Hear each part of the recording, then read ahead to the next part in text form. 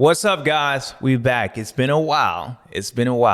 I miss you guys. I know y'all miss me too. Maybe not, but I miss y'all. I'm coming back. But guess what? We're not indoors. We're not doing that Supercross stuff.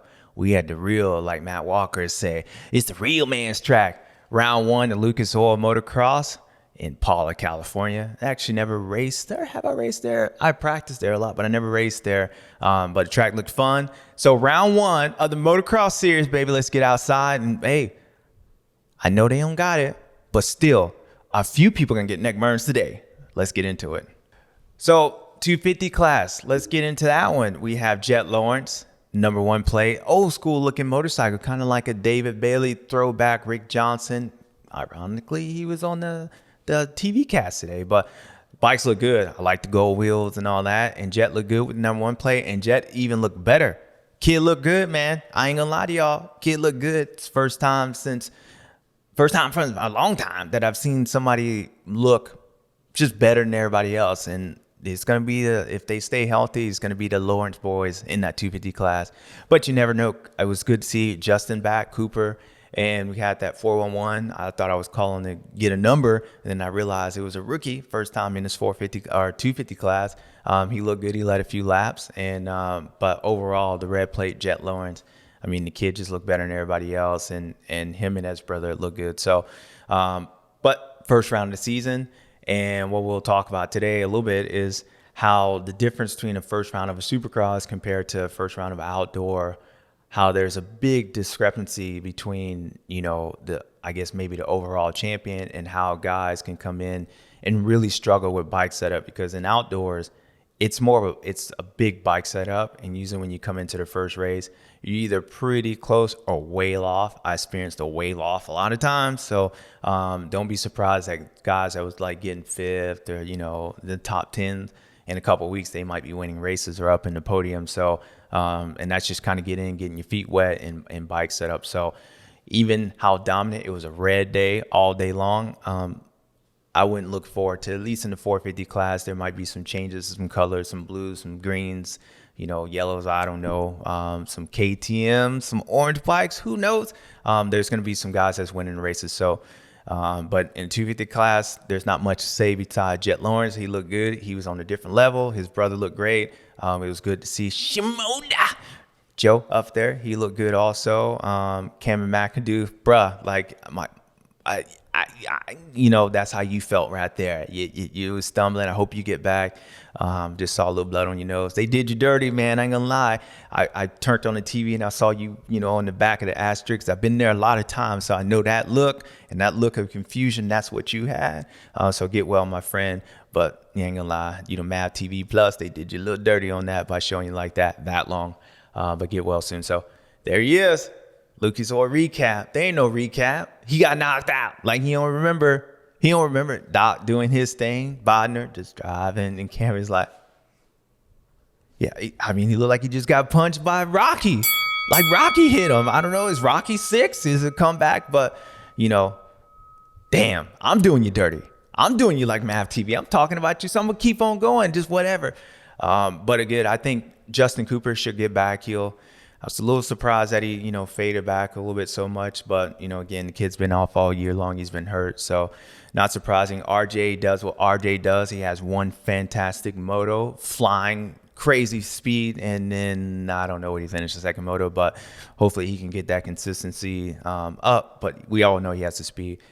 But nonetheless, let me keep that simple. It is Jet. It's the Lawrence boys.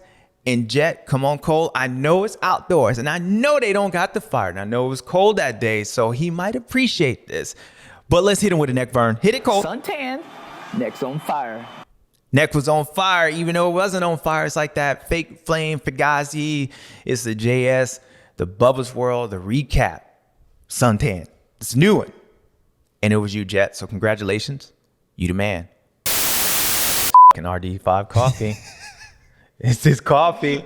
I ain't gonna lie, we're gonna get into this coffee. Yeah, I see. RD has been gone 5 long years. And I know what he's been doing. He's been up in Minnetonka, up there with that Tom Brady program, that TB12. It's the new RD I don't know what they put in that coffee, and they kind of look the same. They act the same. They love the sport. Just a pretty chin, good smile, just a good old fella up there in the north, whatever he is. He's hired in Florida, but he's Minnesota. He's a Minnesotian, yeah, whatever it is. He's But anyways, I think he's been mixing that coffee with that Lake Minnetonka, purifying his body for the last 5 years. You have to purify yourself in the waters of Lake Minnetonka. What? Because dude came out and like he's my as soon as I saw him in press day, I'm going with RD5. See, you hear it, folks? You see this? I'm feeling the comeback, and it's because of coffee. It's that Minnetonka water. Yeah, now coming into the first race, we've heard Ken, he had some interesting messages on Instagram, and they talked about it on the broadcast a little bit, was speaking with him, how he's been preparing, and he had some sicknesses. I guess he had some COVID and got into his brain or whatever it was, but he definitely struggled, and that's why he took off the rest of the Supercross season. So after that Instagram, we kind of knew as much talent that guy got. He wanted to come out here and like show something. And I said it in the podcast about how I felt like it was almost like him trying to convince, himself more than anybody else. When you start engaging and saying things, I'm going to do this, I'm going to do this, to the public, I feel like it's more to it because, a lot of guys, a lot of people, they write Ken off. I don't, because I knew he's talented. That being said, like I felt like there was this issue of him, having struggles in Supercross at the end of the year, and the same thing with outdoors. There might be more to it. And as far as the championship, that might be past history unless he kind of changed his whole program. But nonetheless, I knew if he was healthy and he had an opportunity, he was going to come out this first race and do his thing. And that's what he did. He got up there, he pulled the whole shot, he led some laps. And you could tell he was riding with a purpose. He was, even from practice, he was trying to, prove points that maybe for him, that's what he needs to do. And he was close to winning. I mean, he got 2 second places. I think he was pretty happy from being gone for so long, and maybe somewhat silencing the critics in his own head, which is great for us as fans. So you kind of knew if he was up front, battling with his teammate, he was going to come out here and try to do it. And he did. But nonetheless, his teammate, Chase, he's always ridden well at this track. A lot of these guys, they practice during the week here, and certain tracks just fit certain riders. And Chase loved this track, even from the time I worked with him. He won that. He won overall the first year with here. And then he won, I think, the first moto last year, and then he went down the second moto. So he's always done good, just like his other teammate with Jet Lawrence. So coming into this, I knew he would be strong. So I think having both of those teammates out there battling with each other, for Chase, it was like a dog with a bone, having Ken right there in front of him. I know how you always want to beat your teammate, so you just focus in on him. I think that alleviated a lot of distractions and other things, other riders and other distractions of possibly winning the first race, having your first 1-1, strictly just worried about beating your teammate and Ken. So I think that helped both of them, have a calm and just start racing each other. And they were clearly faster than everybody else. That was close to him. I think Jason rode pretty good, and maybe a couple other guys, but overall, like, they got the starts and they were, ahead of everybody else. So it was a Honda day nonetheless. And it was good to see Ken come back here riding with a purpose. And the big thing for Ken will be round 3, 4, and 5. If he can kind of continue this, then maybe we can start seeing him being there for the overall, like, long-term championship. But I think with Eli still struggling, and that first moto was wild to see him kind of fade back like that. You don't know if he's, they're saying he's still hurt with his knee and stuff. And then, he had that little bobble in the corner, maybe he hurt it again. But it's going to be interesting to see with him these next 2 races. If he finishes this, is like, if he starts having motos like that first moto, then I think he'll take the time off and get his knee fixed and get back for that #1 plate for Supercross. Because the second moto, he looked he looked pretty good. He looked better. Craig was obviously, got third place, but it wasn't, it's weird when I watch Eli ride a little bit. It's like he's doing things that shows our riders hurt. We all know how dominant Eli is outdoors, and when he gets on that pace, that flow mode, he can be toe smacking everybody. So he has like spurts of that, but then he has these moments where like it's like he's riding like hurt, and they're like two different modes. So it's weird to see if he's hurt to have the opposite of like that, just raw speed dominant. And then so I think for me personally, it's going to be interesting. I don't think he would finish the season. Now, he's not going to ride hurt. He's not going to be out there. If he can't win, he won't be out there. So we'll see how he does the next two races. It'll be telling on whether he finishes championships or not. And I think watching Eli, to me, you remember going back to, I guess maybe when he hurt his knee in Atlanta, he had that gnarly swap with Anderson. And that track was, even though it was a supercross track, it was high speed, and he had some moments. And I talked about, that one scared him. And I think overall, like, just looking at his bike a little bit compared to supercross, how that subtle movement, that double D setup, it's nice and supple. And I think having the bike a little bit softer, flexing a little bit helps in those areas, the slower tracks, the little, chatter stuff. But then when you have these high speed stuff, like these hard G outs, like what he had in the mechanics area in Atlanta, you can have this gnarly, like almost high side. And that's what I kind of see. And I don't know if it's like watching him ride, if he's worried about that, because like I can see it in a few spots where it looks like the bike's a little wallowy to me. And I'm wondering, like, the way he's kind of riding, it looks a little timid. And that could be either because of his knee or because of like he's worried about that happening. And ever since that happened in Atlanta, he's been a different person, and clearly he hurt his knee from that. But maybe that's where I say, like, I'm watching two different riders where he gets in his zone and he's a racer and champion how he is, and he starts going for it, and maybe off camera or whatnot, so he feels like that gnarly swap comes back and he shuts it back down, because that's what I see. I see more of that than a guy that's like his knee, he can't ride because his knee hurts. Because again, I would just say he would be like that all the time, and he's not. So he has his flow mode, and then he has these weird, like, almost not scared, but scared in the sense where he's like, he's worried about something. So it'd be really cool to see how he reacts these next couple races. And he's playing with house money. He's the champ. We all know he's an outdoor champion before, and he just dominated you guys in Supercross. So as much as I know he wants to win this title, he's not going to ride hurt. So we'll see what happens next couple races. I got a lot of like flag. I wouldn't say a lot of flag. A couple people said, Eli was hurt in Supercross, a lot more hurt than he let on. And, watching from the telecast and stuff, like, I knew he hurt his knee, but not to the sense of what they were saying. And the reason I say that is because, just like in Denver, that heat race, the guy looked phenomenal. And he has these moments where he looks phenomenal. And I know riding with a knee injury, if you're riding debilitated and sometimes you can't even hold on, that whole, having speed and that, like, just letting it hang out, and then the opposite of just like nurturing, you don't have that.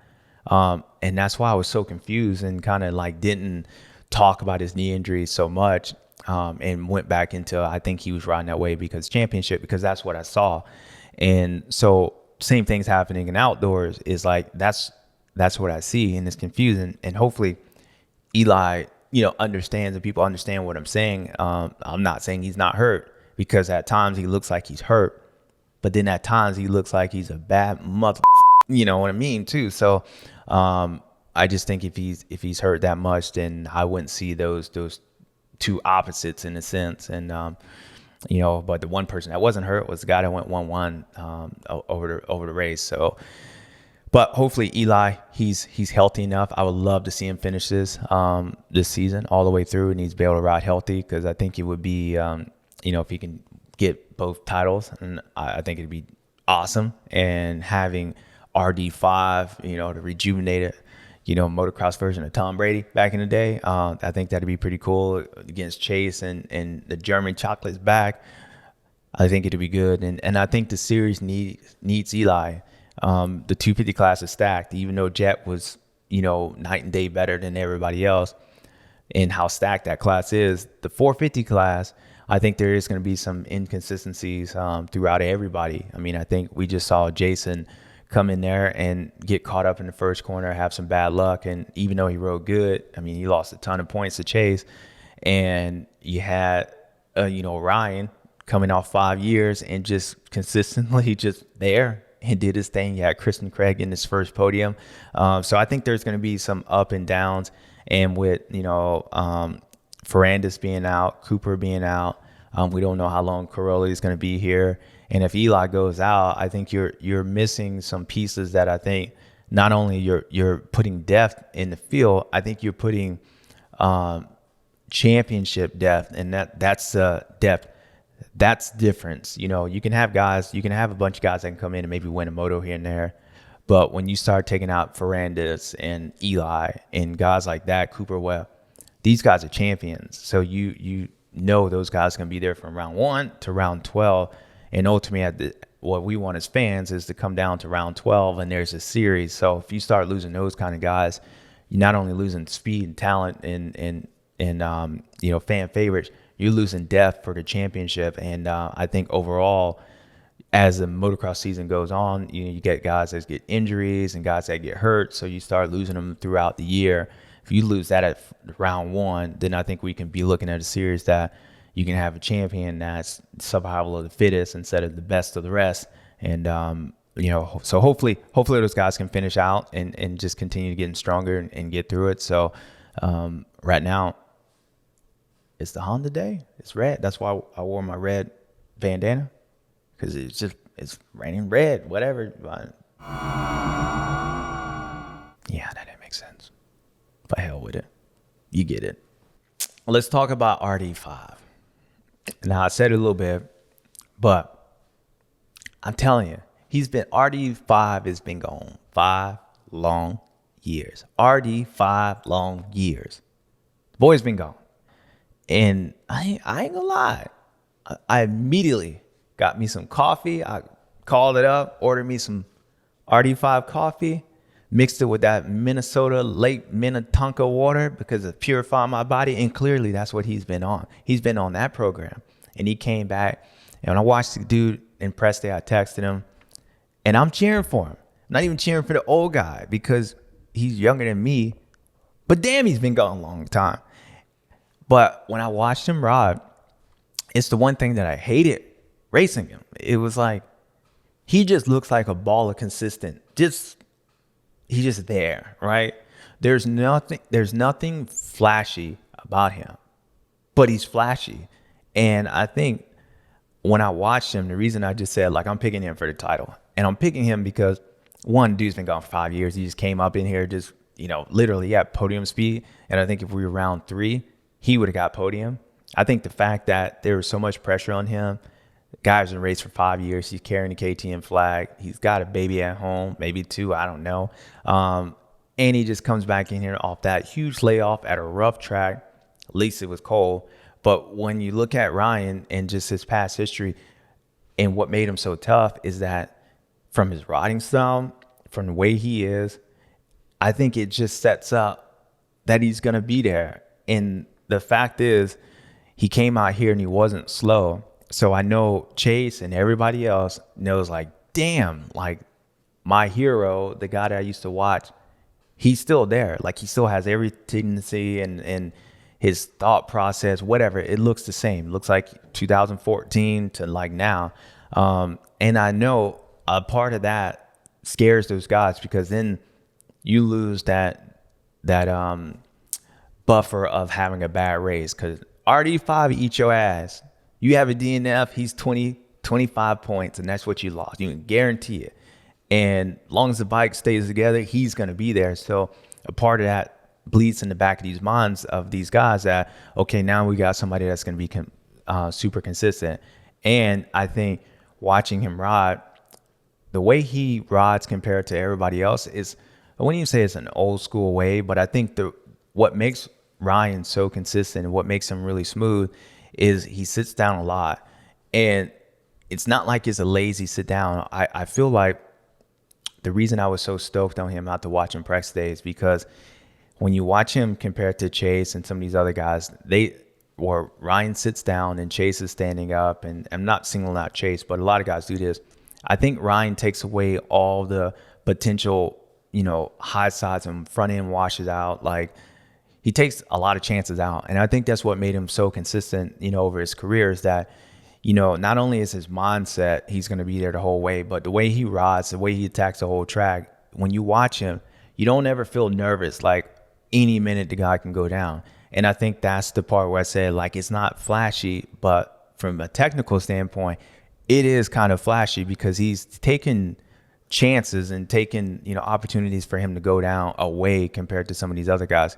Because at any point, you can just see somebody yard selling, right? Like, we've seen it in Supercross. We've seen it happen before where Ryan comes back in this game and he has the speed and obviously he has the determination and fitness, and he's taken that part away. The only thing that was going to stop Ryan this year if he was just way slower than everybody else. The fact that he comes in here and has top 5 speed after 5 years, you're asking me, would I put him up against the guys that's winning? Yeah, for a title, yeah. And like I said, I just think overall his whole riding, his riding style compared to those guys, I think you're just going to see a guy that's just finishing every moto, and they better take notice. I think overall his bike setup, the way he does his thing, and again, coming back from 5 coffee, make Minnetonka, mixed water, whatever it is, I think you're going to have a guy that's going to be here for a championship, and they see it. And I think that what starts with, one, his mentality, but it starts the way he rides a motorcycle. And you look at that, just pay attention to him around the whole track and how many times you go, like he could have lost the front end there. Or he could have just yard sell it. You don't see that. You might see him, legs off and all that. But you see a guy that's like put together. He looks one with his whole motorcycle everywhere. And the way he rides a motorcycle makes his suspension actually work well. Like, he uses his body to sit in the bumps to where, if his suspension ain't working that well, he'll make it work by the way he moves around on the motorcycle or sits in the right position. So that's why I say, like, when he's going around sweepers and fast sections, you don't ever see, like, at any moment, if a rock came out, he can hit that rock and go flying. And I think that's the difference where I say overall throughout 24 motos that I feel pretty confident with him that he's going to be there 24 motos where, another guy might win 11, 12, 13 of them, but might have 3 DNFs, where I think that's the difference with Ryan. And the fact that he just came off this layoff and looked just like he did in, last time he raced this series, just boasts fact of, man, I just got me 2 packs of coffee straight up. So it's going to be good to see him back in the day. As I said in the beginning, you have the first round. You always have guys that struggle. Actually, Ryan Dungey, notoriously slow in the beginning part of the outdoor season. Like, all his championships, he struggled big time at Hangtown. I'm going to have to back that down a little bit because I did give him the business in 12, so I don't want to say he struggled too much. But nonetheless, he did struggle. His bike setup usually comes in a little bit slower. So 5 years off, you would think he'd be really slow. Probably the best he ever looked. But he had a lot of time to prepare for it. But I think, you have these guys that's come in here, might get like 3rd, 5th, 10th, whatever, the first round, and then they figure out a bike setup and then start clicking it. And I think the next 2 races for Eli and Anderson for maybe a different reason than Eli, but I think Eli needs to kind of figure out that bike setup pretty quickly, because the last thing he wants to do is kind of fall back in the old school mode per se and start having these moments again where, he's struggling with the bike and he's like, look, man, I'm not getting hurt, or I'm Supercross, whatever it is. And he has motos like he did the first moto, where he's there and all of a sudden he starts going backwards, because that's not Eli. And we thought for sure the Supercross season that was gone. And that's just a testament of how good, the Yamaha and Star was working throughout the year. But I think for him, he's going to have to find that balance of that motorcycle and maybe come out this weekend in Sacramento and like show something. Kind of like what he did in Supercross. He came out, he's like, all right. And then he showed something. I think we're going to have to see it because one of the last times he raced there, he beat everybody by a minute and 50,000 seconds. He was dominant. So I think he feels good about that. So we'll see about him this weekend. And what I just touched on in a minute, I think Jason coming off the Supercross season, being, winning the last 4 or 5 races, whatever he won, and just being better than everybody else, even though he came into an outdoor season not ever winning an outdoor national, like overall. I think maybe he won a moto or maybe he hasn't done that. But I thought the way he finished the Supercross season, new team, he's seen success on that Kawasaki by Eli. I thought maybe he would ride that momentum, coming to outdoors. And even though he rode well, like really well, he came up from the back of the pack. I think as a rider, if you start having like incidents like a first corner crash, another first corner crash, and then, something else happens to where like you lose a lot of points in the beginning part and you're riding great, but you're getting like 5th. I think that's going to start throwing his mindset back into like, I haven't won these things. This is the reason why I never won a moto or a overall in this. And I think for him, it's going to be crucial for him to get up and, try to win one of these next couple races for him, at least be up there, win a moto, maybe not an overall, but be up there battling with those guys. I think overall for him, the best person to maybe, I guess the guys in front of him hasn't been the most consistent over a Supercross or championship. So at least he has that for him compared to, I think if Eli would have came out with 1-1, I think what happened this first race, it would be devastating to him. Because we know Eli's a 3-time champ, 4-time champ. And if he came out off the winning the Supercross title and come out and dominate it, then I think you would look at the top position differently than you do now. Not saying Chase or Ken can't do that. But past history is saying they might have some up and down moments. So I think that leaves a lot of these guys, including Eli, comes out the first round and be like, okay, as bad as I rode and the finishes, at least I'm not, I guess out of it. Like at least the guys in front of me, they might give me some points back overall. They might not, but we'll see. So I think past history shows that. I think those guys would come into round 2, Eli and Jason. And, if Eli can figure out the motorcycle and get that, flow mode back, if Jason can get some of that, just bad luck and having winning the outdoor off his chest, I think those guys will be looking good for a title. So we'll see what happens here in Sacramento. But overall, I think it's going to be crucial for those guys just from a history standpoint. And don't underestimate how powerful the mind is as a rider, for the confidence for those guys to come up here and start fighting these 2 Honda boys for the title and,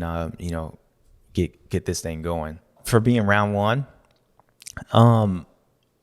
I think it fits well for a lot of these guys. The track seemed like it had some traction, even though, you had some hard pack sections. It didn't look sketchy. Like some tracks, when you look at like Unadilla, to me, it's sketchy. I've been knocked out like 8,000 times there. Literally. I'm still up in New York. I'm like Alex Martin in Seattle. I'm still up there. So when you look at some of these tracks, they look sketchy with the long ruts. There's no room. It's like the dirt doesn't give. Where this track, even though it was rough, it didn't look sketchy. There were some passable lines. There had some gnarly square edges and stuff, but everywhere it had the square edges and those big potholes were pretty slow. The only place that looked sketchy was like where they had that big tabletop right when you're coming back up from the front section. You come down those downhills up, I don't know, in the back over there. You got the horseshoe, and then you come down, you got that fast section right before that triple or whatever jump, right before the wave jump. So that was the only part on this track that looked sketchy because it was high speed and it had a lot of ruts in it.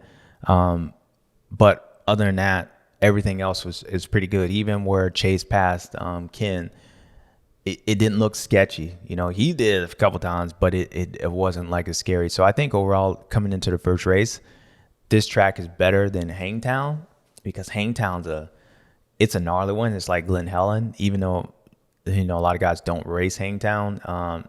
We practice at Glen Helen every week. That track it's not like any other track in the world. I don't know why. And a lot of guys struggle when you get there, even on race day. So this track in particular, I think it was more consistent of an outdoor national, and for the first race and how gnarly it was. Cool weather, the track not being super high speed and sketchy. I think it set up well for these guys compared to once we go to Hangtown next weekend. That track is choppy, and if you got arm pump issues, you got to have arm pump issues there. And so I think it was perfect for these guys this weekend. Antonio, welcome to America, baby.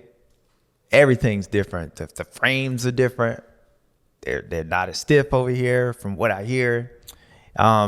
It was weird. Like, he was just there. Like, I don't even know where he was, but he was there on there. And he looked like he definitely struggled with bike setup. He was struggling with the track. And I think a part of that, like, it was like he was here and he was like, it's raining on this vacation.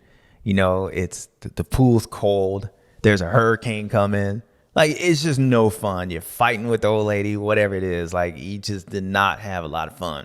And you realize, as much as like I thought this vacation, it would be great and we can, you know, do our honeymoon phase, she's still the same old woman.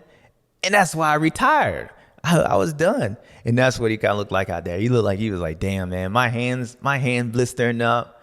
He looked like me in 16, bro. You like, I'm excited to come back here. And then I got freaking Maypops and pancakes on my hands. And he just looked like he was struggling. So for sure, it's the whole bike setup, the whole program, everything's different over here. It's so much quicker. And I think like with Tony, he hasn't raced in, you know, about a year outdoors, but I think over in GP, like they have time. They have a long practice session. Then they have that Saturday qualified, and they got another practice session, and then they race. Over there, you see these guys slowly build, and by the time Sunday main event, you know, race time, they giving everybody the business, aka Stefan Everts and Motocross Nation. I'm like, I got these fools, and then by the time the race came, they like woke up. So I think watching Tony like having that short program, he definitely struggled, and for sure it's even kind of scary in the sense that they practice on this track, and they had that Tuesday rod day. So he's actually had a lot of time on this thing. So to see how much time he's had and then how, you know, look like he struggled doesn't bode well for moving forward for the next couple of races, because these are all new tracks for him, and it's going to be even shorter, less time on the track. So good thing for him. I know he's got a good group of guys in KTM. You got a 9-time champion, and if anybody can figure it out, it would be the 9-time champion and Tony. So, and I mean, dude, if not, he just get some coffee from RD. I'm sure you got it up in the locker. He fixed that. I'm telling you, it's the Tom Brady method. Like, I'm still tripping. Just needed to get that in there. I was starting to feel a little fatigue. Now I'm back.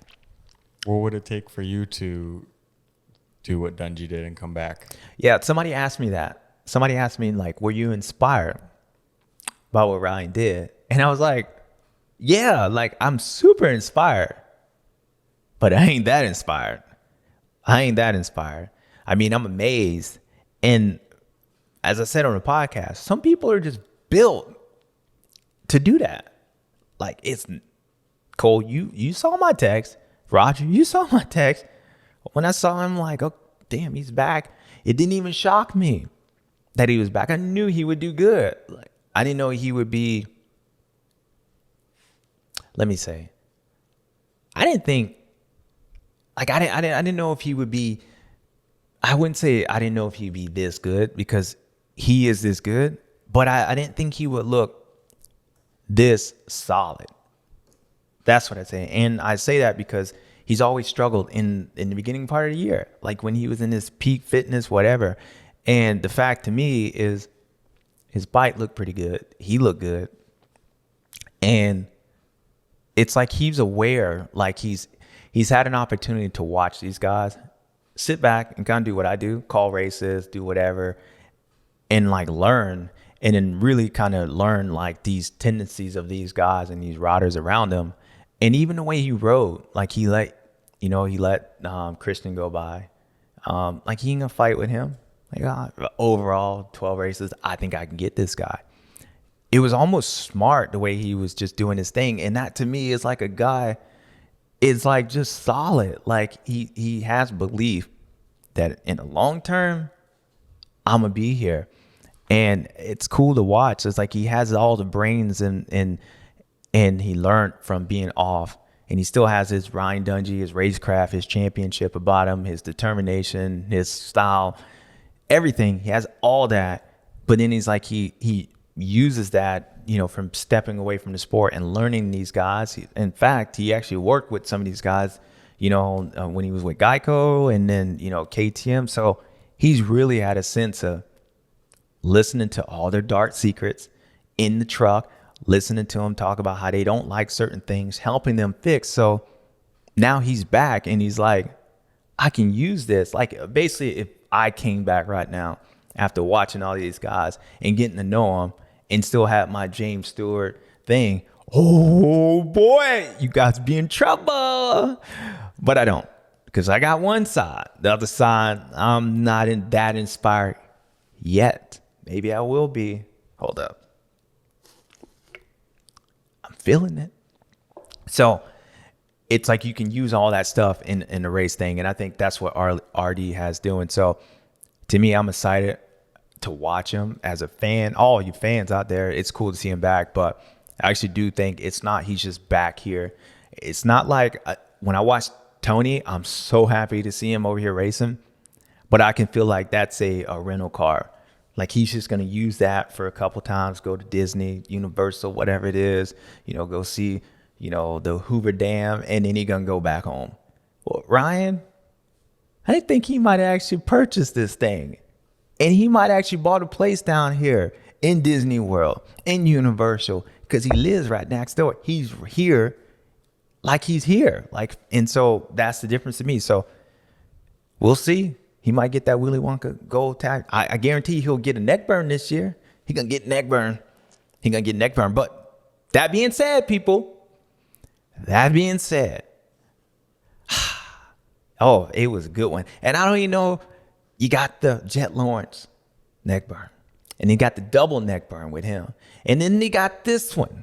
And it was another one. Another 1-1. Sexty Sexton had the German chocolate behind him. He's like, what up, dog? What up? I got you. So Chase Sexton, Paula round 1. Just hit it for him, Cole, please. Suntan, neck's on fire. Chase, the neck was on fire. I almost feel like I was that song, like, I want that fire. All right, guys, we're going to take a quick break. We're going to get the stews and stews. We'll be right back. Cole, you got to cut that shit out.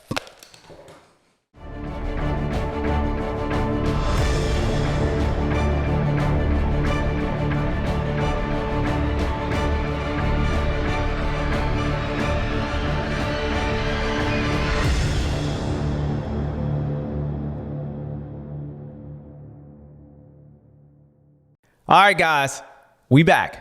You know what time it is. My favorite time, your favorite time, hell, all his favorite time. Sometimes maybe it's not some of the guys that end up on this list favorite time, but nonetheless, you're on this list, and this is a good list. Stews. So let's get into that.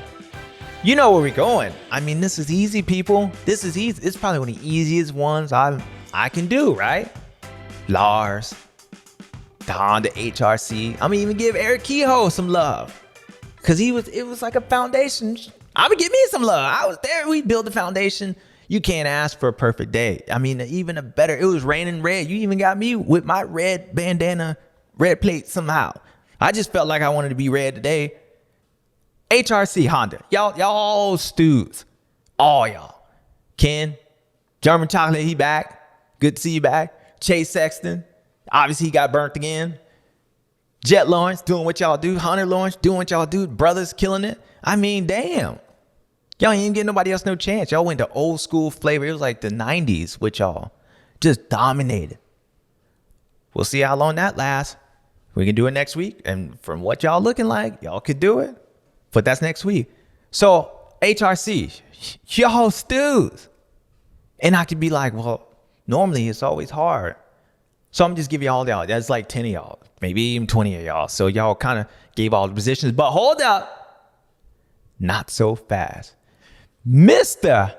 I got RD5 gone long years. Coffee, Minnesota, Minnetonka, Ryan, the daddy, the diesel, and just a nice man with a beautiful smile, and is my friend Ryan Dungey. People, come on. The dude's been gone for 5 years. You think I was gonna leave him off this list? Are you kidding me? It would ruin the credibility of just stews. If I left this man off this list, I would just cancel the show. It wouldn't even make no sense. Hell, he out there top 5 and it didn't make no sense. But it made sense to me. It made sense to Dungey. And hate to say it, might make a lot of sense at the end of the year when Mr. Red Blade Diesel might be holding the plate. But hold up, we got a long race. Ryan Dungey, you stews. I gotta give you an extra one for that. Cause man, you did it. So there's that list. I don't even know what else. That it's not room. It wasn't even room for Ryan, but I made room for that train. So there's your stews, people. HRC, Ken Roczen, everybody, Hunter, Jet, Flying, Space Shuttle, whoever, Jet Lawrence, No Lawrence, everyone, Eddie Lawrence. Shit, I'm gonna say Jason Lawrence, because damn, he might be his brother too. All y'all stews, congratulations. And Mr. Coffee, hold up. Oh, I'm feeling it, people. All right, guys, you know this list. Hey, sometimes maybe your favorite time. I know it is one of mine and it is one of yours, but some of the times that we talk about the people, it ain't theirs.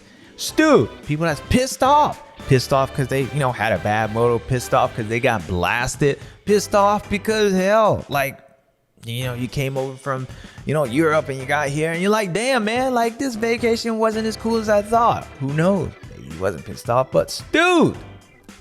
So it's the first round, people. There ain't nobody stewed. And yeah, nobody stewed. And I'm gonna say that because there's a lot of people that's upset, sad, maybe just disappointed. But stewed now, it's the first race. They got some pancake blisters. Some people still waking up, still from being smacked around. Some people just had a vision, like a nightmare dream, like, damn, man, like Ryan Dungey back here, RD5, Coffee, he's back racing. Yep. Cairoli 222, I don't remember that number. He's here. So a lot of people like maybe confused and like just disappointed, but I don't think anybody's stewed. Now, next week, they have performances like that and they go like 5-10, whatever, and they just, get tired. Well, who knows? I think there's going to be people that's going to be stewed there. You're going to have some disappointments. Like, I'm sure Justin Cooper, he's disappointed. I'm sure Justin Barsha, disappointed. I'm sure Jason Anderson, disappointed. But stewed, nah, ain't nobody stewed. So let's be happy, people. Let's just be happy. We ain't get nobody. We ain't get nobody stewed because we all just happy. So that's it. You got your stews, and that's the whole HRC Honda team and the Coffee. And then everybody else, we're gonna keep it civil, happy. Bogle, nice helmet. Smooth criminal. You were so smooth. I didn't even know you were racing this weekend. That's just smooth. That's just smooth. But I'm sure you look good doing it. So smooth, so smooth. All right, people. That was your stews and stews from round 1. All you guys, congratulations. Nobody stewed. Why we finished? It's round 1. You got guys up there struggling with the bike, guys that's coming in with injuries, guys just happy to be here, guys that don't remember being there. But nonetheless, it was cool. It wasn't cruel. And we on to the next race. So we'll see you guys next weekend at round 2 in Hangtown, Sacramento. Rancho Cavite or whatever they call it. Caverte or something. It's just round 2. It's Hangtown to me.